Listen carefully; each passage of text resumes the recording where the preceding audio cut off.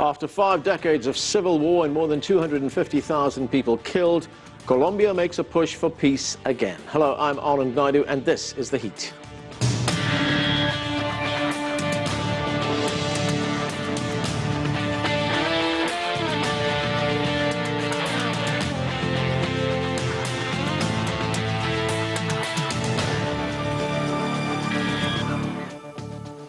A peace deal is expected as early as March between the Colombian government and the Revolutionary Armed Forces of Colombia, or FARC. In anticipation of the historic truce, Colombian President Juan Manuel Santos is requesting additional financial aid from the United States and the removal of FARC from the U.S. terrorism list. Santos met with U.S. President Barack Obama at the White House on Thursday. During that meeting, the U.S. president pledged $450 million to help Colombia meet its security needs. Peace will help us consolidate a new nation, a country that will be safer, more prosperous, more just and equitable, better educated, and of course, happier. We begin our coverage now with CCTV's Michelle Bagué from Bogota. Michelle, the two sides are close to an agreement. It could be as early as next month. Then begins the long road to reconciliation and recovery. What will the immediate needs of Colombia be when this final deal is implemented? Well, there are several, one of them being mine clearance. 50 years of armed conflict, there are many landmines in Colombia, and the FARC and the Colombian government have already started a demining process, and the international community hopes to take part in this, the U.S. specifically. Another issue is the demobilization of these thousands of guerrilla members. We're talking about needs that span from like economic needs to make sure they have jobs, to social health and support. That's another issue. Another topic that's being talked about is security needs. Even after this armed conflict ends, there could be a void, an opening for criminal groups to start to fill what the guerrilla groups were doing before in terms of narco-trafficking or any other illegal activities. And President Juan Manuel Santos has talked about there's going to be a need for and support for security measures. And lastly, development. 50 years of armed conflict means there were a lot of regions in Colombia where the FARC was, where the government couldn't get to. A lot of inequality, poverty, and there's going to be a need for help in development of these regions. Michelle, the meeting between President Santos and President Obama coincides with the 15th anniversary of the Plan Colombia. That's a $10 billion effort to fight the insurgency and the narcotics trade in Colombia. How successful was that initiative? There's a huge debate, especially now with these 15 years coming up. A lot of people are talking about the pros and cons. On the topic of the guerrillas, many people applaud the Plan Colombia, saying that Colombia received a lot of help from the U.S. military to make advancements and fight the guerrilla movements. There was a lowering of homicide rates, of kidnappings, of massacres. Others point that other criminal groups began to rise, and there were still massacres in that sense, a lot of displacement in different regions of Colombia. So they say that Plan Colombia wasn't effective in that measure. In terms of narco-trafficking, some say that the drug trafficking morphed, the industry morphed. 1.6 million hectares of plantations, coca plantations and agricultural plantations were fumigated under Plan Colombia with glyphosate. Many say that this helped lower the rates of coca production. Others say it created a huge health problem for Colombians.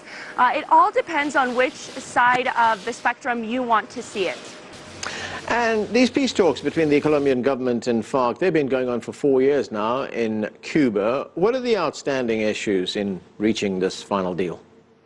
Well, right now they're talking about the final topic, which is turning in their arms. And that is something that's being debated, how they're going to do it, what organizations are going to verify where they're going to put these arms, and then demobilization of these guerrilla fighters. And the FARC has been very optimistic and said that 99% of their guerrilla fighters are going to demobilize. Other experts say that there are going to be a lot more FARC members that are going to probably want to stay in illegality, especially those that are really connected to narco trafficking. So we'll have to see how that begins to take shape once the accord is signed. Thanks, Michelle. That's CCTV's Michelle Bagay reporting. Joining us now from Barcelona is Paloma Valencia. She's a Colombian senator with the Democratic Center Party. Senator Valencia, thanks for joining us. Thank you so much for the invitation. What do you make of this peace deal with the FARC? Do you support it? No, I don't, because I really want peace for Colombia, and I think this is a solution that is really short-term thinking. What I think is if you have these criminals that committed crimes against humanity not paying jail and just getting out of all what have they done, and just go into politics, into office, it will be a very bad example for all the Colombians and many kids who are now in emerging criminal bands will think that they can go into crime, don't get jailed, don't get punished, and at the end they will have a prize for doing a lot of bad things. Well, there are two things I want to ask you about that. Firstly, there are special tribunals set up within this agreement where people who have committed crimes, who have broken the law, will be put on trial. That includes members of the FARC. Yeah, but this tribunal has three things you should think about. The first one is that FARC, a terrorist group, and the government are going to make the decision to choose the judges. They will decide the mechanism in which judges will be chosen. So I fear there will not be a balance between justice. Second of all, if you go to the tribunal and you just confess everything you did, you won't have to pay jail. You will have a restriction of your freedom. In a sense, you will not be allowed, for example, to leave the country or an area, but you won't have an incarceration. So you will be free of horrible crimes. And the third thing that I really fear about this tribunal is that all Colombians, civilians, army, even people from the common can be judged by this tribunal, and I fear that FARC is going to use this tribunal as a way to persecute people who were not friends of this process. Well, as you point out, we don't know who the judges are right now. I mean, we will know that, but we don't know right now.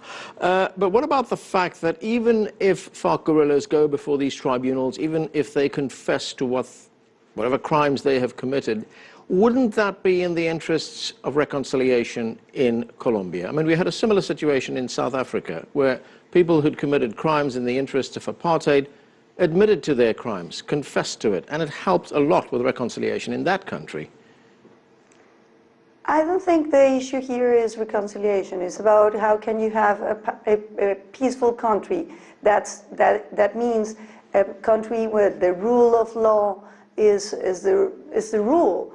What would you feel, where an American will feel, if just the guys who put the bomb in Boston just confess the crime and they go free?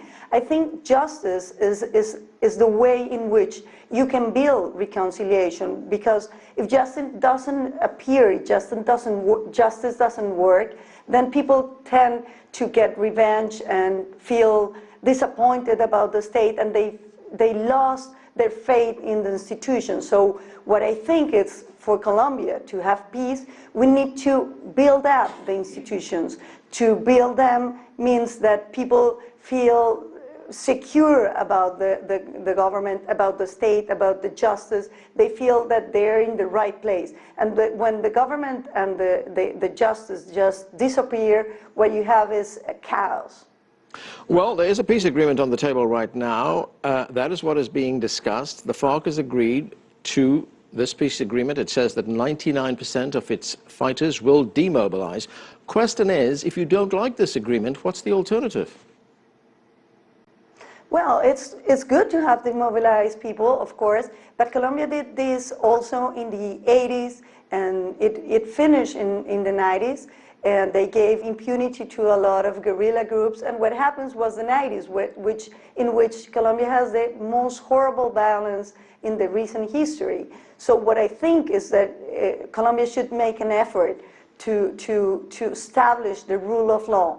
You should make an effort for them to pay jail, even if it's a short jail, if it's just symbolic jail, but a punishment. So people know that that way wasn't a good way, that you shouldn't be kidnapping people, putting bombs in the middle of the markets, in the towns, that you shouldn't be just killing people because you have some ideas. What I think is that Colombia has to strengthen the institution in a way in which people are committed with the law, with the respect to the law that we should have. And what I think is that this kind of agreements in which you don't have to pay jail, you just have to confess what you did, and you get the price of being a public figure and a politician, it's a bad example. Right, one of the demands of the FARC, and in fact it's one of the reasons why this war started in the first place, is that they want development of the countryside, they want a more equitable distribution of land in the country. Do you support that? I don't think that's the issue. The land in Colombia, in the best scenario, is capable of moving 12% of the GDP, and Colombian poverty is more or less 40%. So what are you going to do with 12% of the GDP with the 40% more poor of the population? It doesn't make any sense. And if you see developed countries, they don't have an issue with the land. Land works if you have opportunities, you have credits, you have investment, you have low prices for machinery and for water and everything. And I don't think the issue there is that they are committed with the poor. Because if you ask Colombians, if you go to Colombia and you see the countryside, you will see FARC didn't do anything good for the people in Colombia. The poor people were the ones who suffer more, because they put bombs in the middle of the poor towns. They kidnapped the kids, 12, 13, 14 years, and they recruited them and make them kill other people. So this is not people who were really taking care of the people. So given what you're telling us right now, if you had to make one recommendation to President Santos, what would you say? I'll say negotiate, but thinking about Colombians, thinking in the long run, not only your government. Your government is going to be ended in 3 years, of course, and you will sign this paper, yes. But what would happen in Colombia if impunity is the rule? Colombia will have more violence in the future. You have to think about Colombia in the long run and not only in the short run of your government. Senator Valencia, thanks so much for joining us. We are going to take a break right now. More of our conversation about Colombia's negotiations with FARC right after this. Stay with us. You're watching The Heat.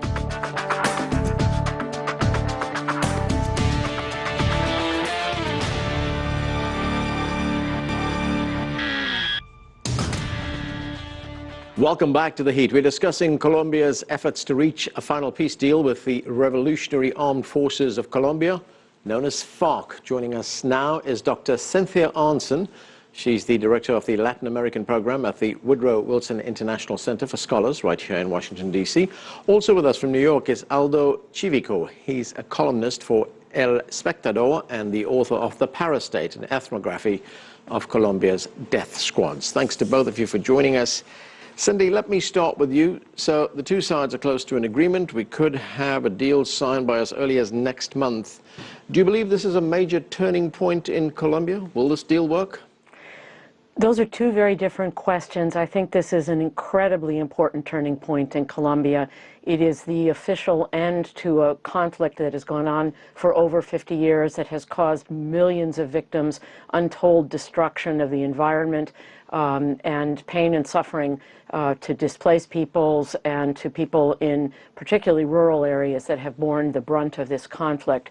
So putting an end to it with the FARC, the largest guerrilla group, is undoubtedly a major, major achievement. There is still a smaller guerrilla organization, the National Liberation Army, that has not entered into a peace process. So it's not the case that the war is over. There is still a lot of important work to be done. Whether this will be implemented fully and whether all the parties that have been signatories to the accord, as well as the public, are ready in letter and in spirit to implement the agreement and all of these very difficult areas of rural development and reintegration and reconciliation. I mean, that is really a task looking forward. I'm optimistic, but it is not going to be easy. Aldo, what were the root causes of this conflict, and does this agreement address those causes? Yeah, so in the narrative of the FARC guerrilla, the main issue was really land tenure and access to power. So the initial idea of arming themselves was to fight against the elite of the country, taking over power and leading a revolution. Of course, at this point, after fighting for more than 50 years, the FARC understood that that's not an achievable goal, but yet in the first point of the negotiation agenda, the agrarian rural development was the first point on which not only was discussed, but on which also there was a significant and historical agreement achieved. So I think in that sense, we can see this peace talks for the FARC on behalf of the government also as a sort of a golden bridge, allowing for some concession, admitting that that is an important issue, not just for the FARC, but for the country, and trying to move on from there. Cindy, the former Colombian President Andres Pastrana was interviewed by my colleague Elaine Reyes recently here in Washington. Let's listen to what former President Pastrana had to say. The peace process is not the end of violence in Colombia. That's one of the things. Because still we have to deal with two big problems. Still we have some paramilitary groups in our country, and those are involved also in the drug business. And we will still have to deal with narco-trafficking. You could achieve the peace process, but if the FARC, if they don't tell us Colombians the truth, it's going to be very difficult to end the narco-trafficking in our countries. So two issues addressed. The one that you've mentioned already, the fact that not all groups have signed on to this peace deal. There are groups which are still on the outside, and the other, of course, is drug gangs. How will the government address these two issues? It's not exactly clear. What has happened is that there are new generations of so-called paramilitary groups. They're referred to in Colombia by the acronym BACRIM, which stands for Bandas Criminales, criminal bands. They are in many ways the successor organizations of paramilitary groups that demobilized following a peace process with the Uribe administration in the beginning of the 2000s.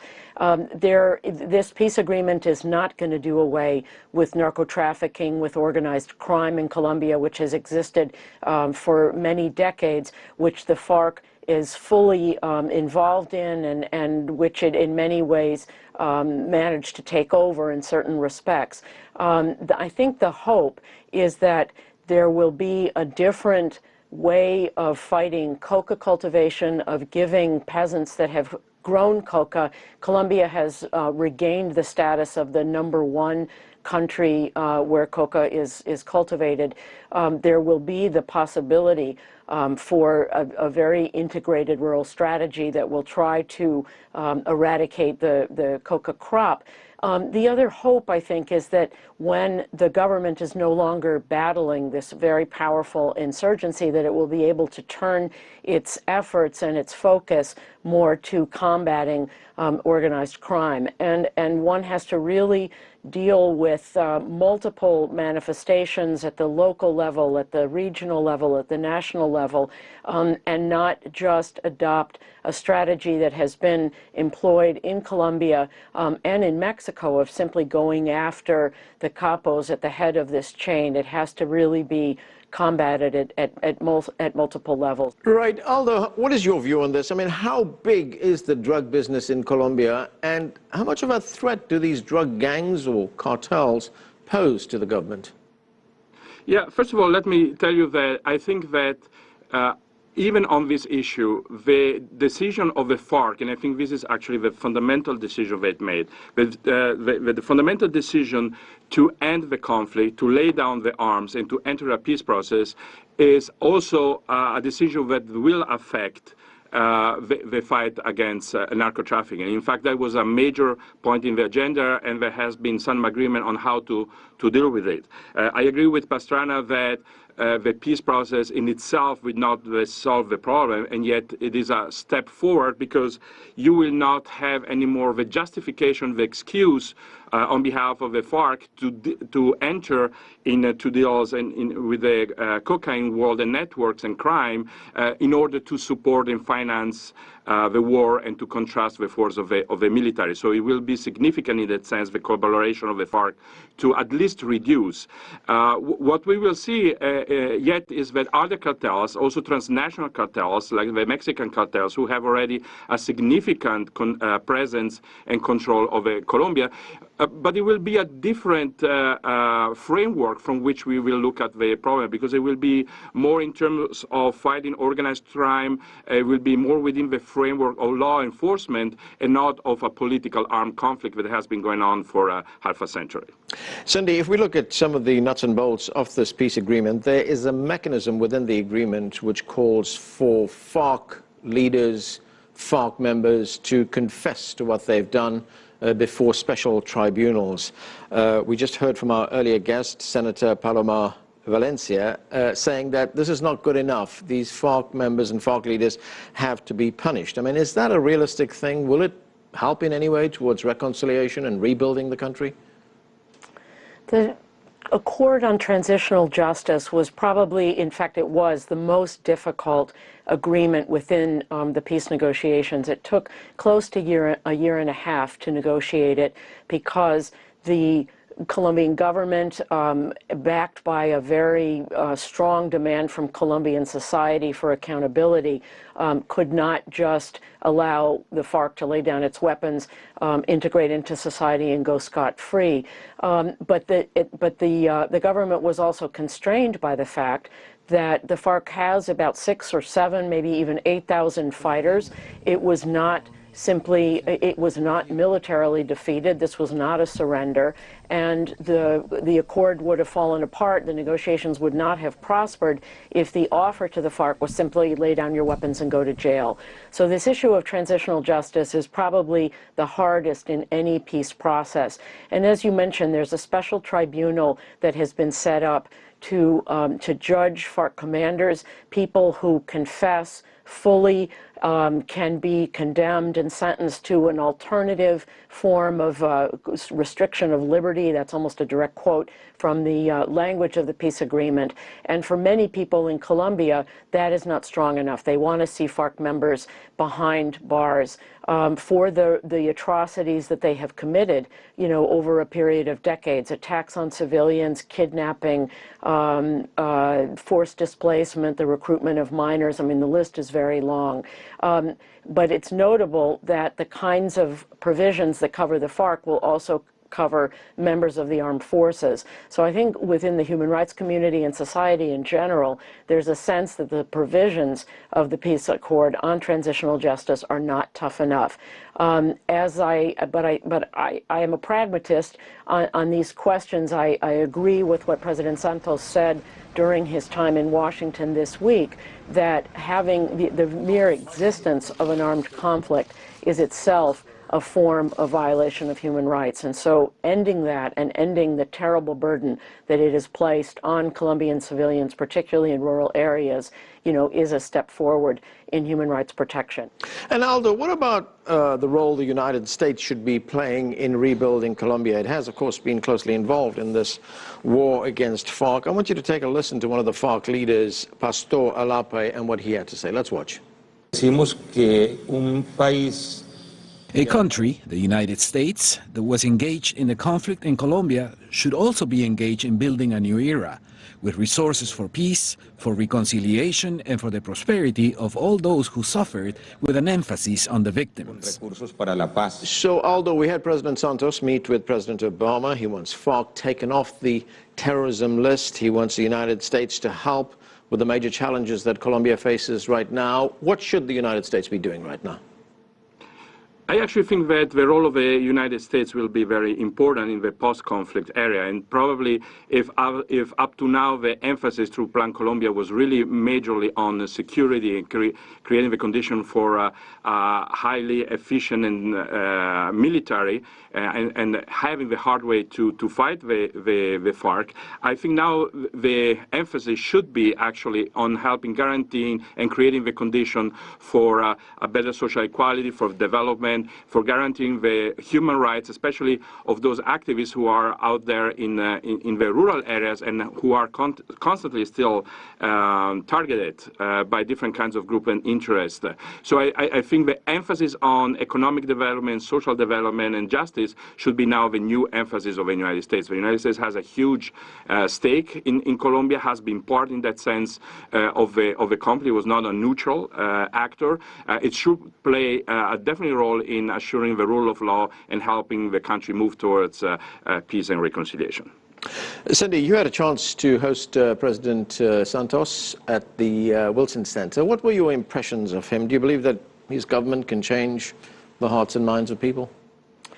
Well, I think it was a sort of bases-loaded home run, to use a baseball metaphor. I know that's not very popular where soccer is the principal sport, but he really came across as a world-class statesman. He spoke without notes. He spoke from a seated position, not from a lectern, and came with a message first of thanking the United States and thanking the U.S., the American people for its support over these 15 years of Plan Colombia, and talking about what the peace accord was attempting to achieve. And I think the timing could not have been better. There have been really significant advances. I think, you know, if it's not actually signed on March 23rd, which is the deadline that the government and the FARC set last September, it will be pretty darn close. So he is really here in Washington at the time when the country is really on the cusp of concluding this very difficult negotiation with this large, powerful, and really reviled guerrilla army. Aldo, what about those groups that are not signing on to this agreement, that are still outside, that still pose a threat to Colombia? What about them? What happens to them?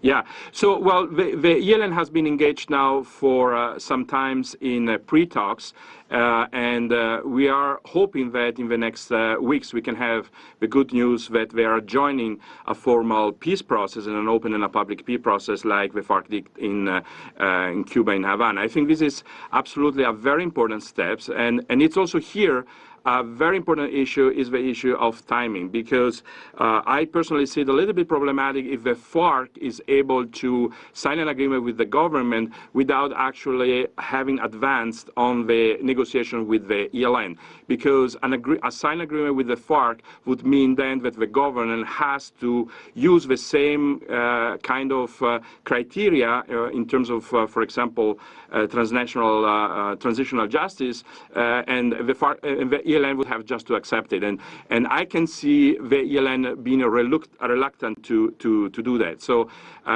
we hope that the facilitators who are involved may be able to accelerate the phase of the pre-talks so that the ELN can soon join the talks, and so that we might have an agreement with both the guerrilla that put the country forward. Okay, that's where we have to leave it. Thanks to both of you for joining us. And that's it for this edition of The Heat. I'm Anand Naidu in Washington, D.C. Thanks for watching.